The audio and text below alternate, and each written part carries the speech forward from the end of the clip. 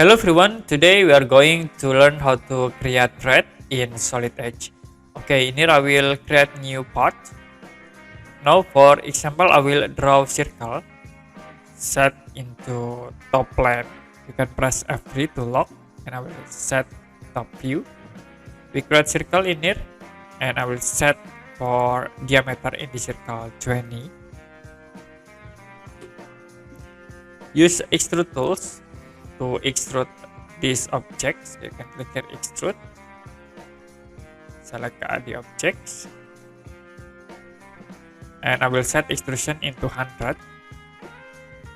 Now if you want to add thread into the cylinder objects, you can go to hole in drop down menu, click thread, it will be show for thread toolbar, and you can select at this face.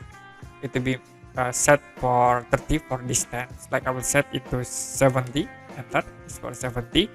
If you want to change again, you can click at this icon. So I will change in here into 80. Okay, so it will be moved into 80. To view in realistic, you can active this thread physical, click yes, it will be create for realistic. And you can also set for size in here, like I will use the R20x2, and this is for the result. You can press middle mouse to apply.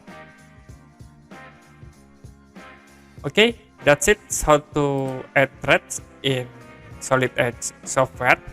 And if you have any question about this tutorial, you can comment below this video.